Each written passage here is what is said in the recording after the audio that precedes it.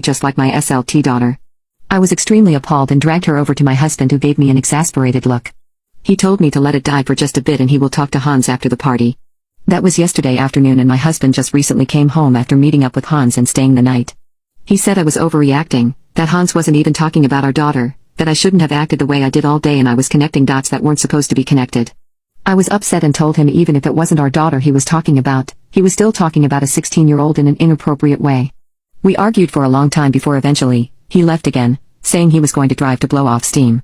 I have a suspicion he might be out with Hans because I called Hans' girlfriend to tell her everything. She told me he left that morning and hasn't been home since. So today I had a very long talk with my second eldest son and my daughter. I told them what happened, though saved a few details, like the text messages, and simply said that Hans had been saying inappropriate things.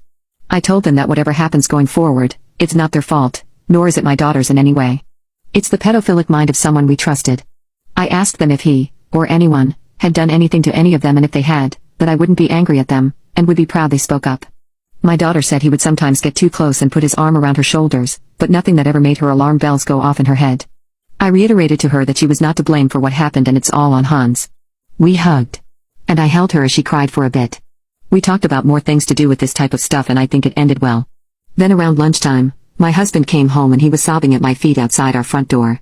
He told me he was so confused and angry about what happened, that he was convinced his best friend wasn't like that. That he had been drinking last night after he left and fell into a bit of self-hatred. He wasn't with Hans though, but he had been texting with him that night.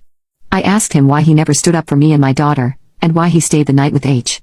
He said I was making a scene at our daughter's birthday party and didn't want to ruin the day for her, and he stayed the night because it was too late anyway by the time he stopped talking with H.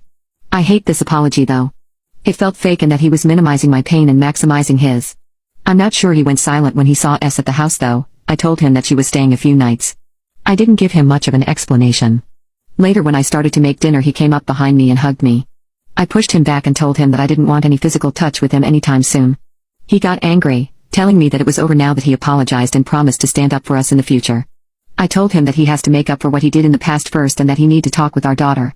He went to go sulk somewhere and I haven't seen much of him since.